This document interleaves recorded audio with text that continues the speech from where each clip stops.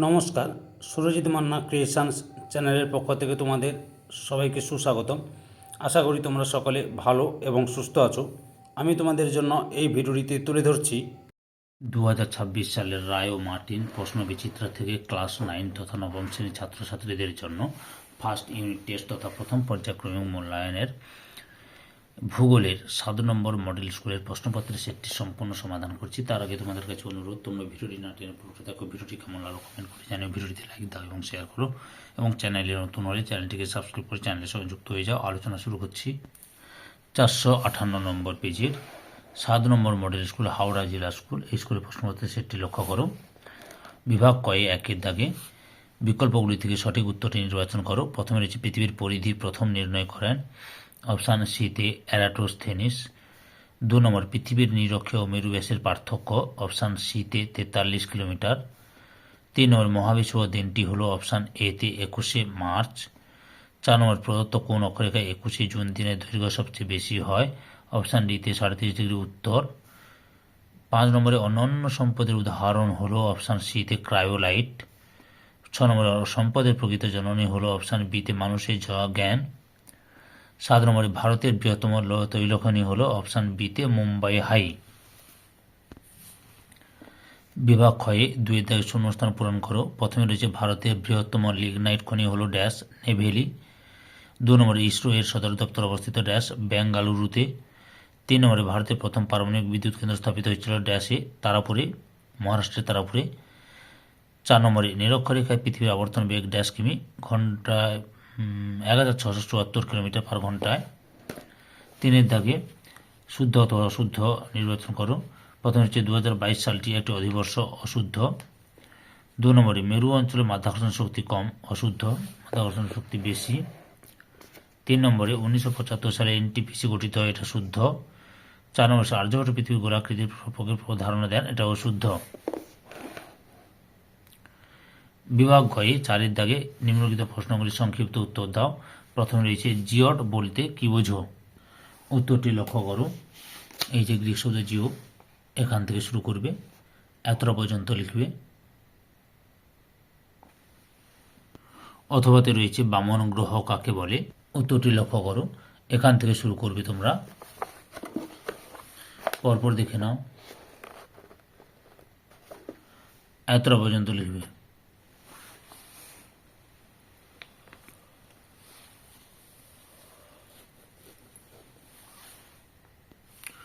দুই দাগে রয়েছে অপসুর ও অনুসুর অবস্থা বলতে কি বোঝো। উত্তরটি লক্ষ্য করো। এই যে অপসুর অবস্থা, এখান থেকে শুরু করবে,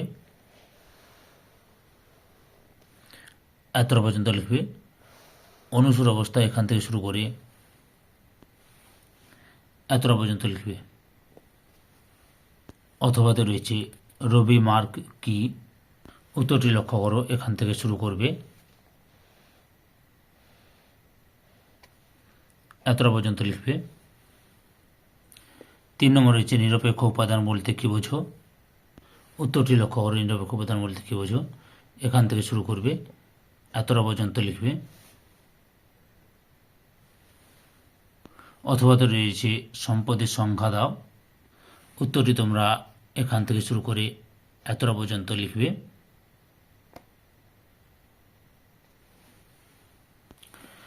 বিভাগ ঘয়ে 5 দাগ নিম্নলিখিত প্রশ্নগুলি সংক্ষিপ্ত উত্তর দাও। বিকল্প প্রশ্নগুলি লক্ষণীয়। প্রথমেই রয়েছে প্রচলিত ও প্রচলিত শক্তির পার্থক্য লেখ। উত্তরটি দেখো, এই যে প্রথম একটি পার্থক্য দেখলাম, পরপর দেখাচ্ছি, লক্ষ্য করো। মোট এখানে 9টি পার্থক্য রয়েছে, 9টি পার্থক্যই তোমাদের দেখাবো।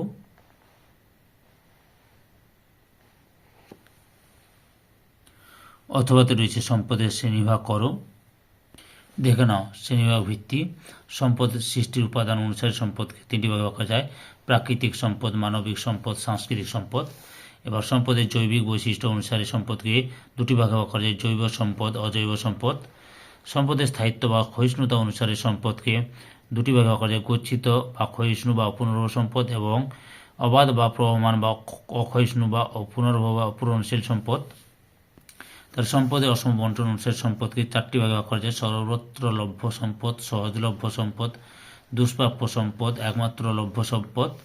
সম্পদের মালিকানা অনুসারে সম্পদকে চারটি ভাগে ভাগ করা যায়: ব্যক্তিগত সম্পদ, সামাজিক সম্পদ, জাতীয় সম্পদ এবং সার্বজনীন সম্পদ। সম্পদের উপলব্ধি অনুসারে সম্পদকে দুটি ভাগে ভাগ করা যায়: বস্তুগত বা স্পর্শযোগ্য সম্পদ এবং অবস্তুগত বা অস্পর্শযোগ্য সম্পদ। সম্পদের প্রাপ্যতা অনুসারে সম্পদকে ভাগ করা যায়: বিকশিত সম্পদ, সম্ভাব্য সম্পদ। তারপর সম্পদের উদ্ভব অনুসারে সম্পদকে দুটি ভাগে ভাগ করা যায়: প্রাথমিক সম্পদ, বিকশিত বা উদ্ভূত সম্পদ। তারপরে সম্পদের অবস্থান অনুসারে দুটি ভাগে ভাগ করা যায়: আঞ্চলিক সম্পদ এবং সর্বত্রব্যাপী সম্পদ। পরের প্রশ্ন, পৃথিবীর আকৃতি অভিগত গোলাকার ব্যাখ্যা করো।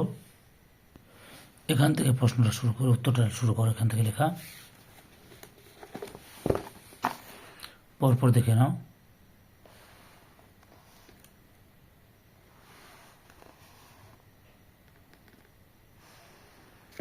এতটা পর্যন্ত লিখবে।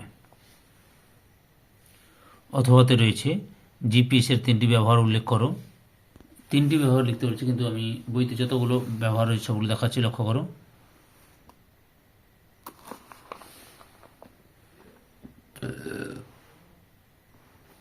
এতটা পর্যন্ত লিখবে। 3 নম্বর রয়েছে আবর্তন গতি ও পরিক্রমণ গতির পার্থক্য লেখ। উত্তরটি লক্ষ্য করো, এখানে 5টি পার্থক্য দেখালাম। অথবাতে রয়েছে আমরা আবর্তন গতি অনুভব করি না, কারণ ব্যাখ্যা করো। উত্তরটি দেখো, এখান থেকে শুরু করবে।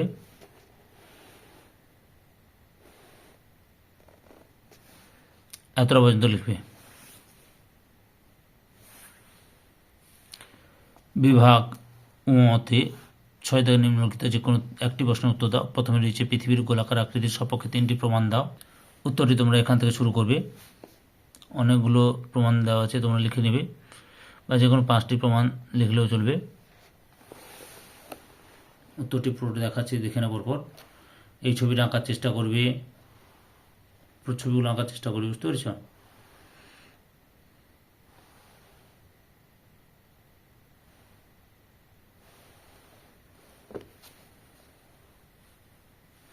উত্তরটি দেখে নাও।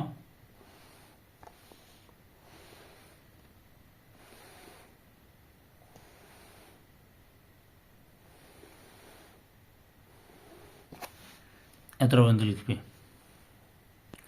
পরের প্রশ্ন, সম্পদের উপাদান সমূহ আলোচনা করো। উত্তরটি লক্ষ্য করো, এখান থেকে শুরু করবে, পরপর দেখাচ্ছে উত্তরগুলো দেখে নাও। উত্তরটি দেখাও না পরপর। এই ছবিটা দেওয়ার চেষ্টা করবে, যেহেতু 5 নম্বরের প্রশ্ন।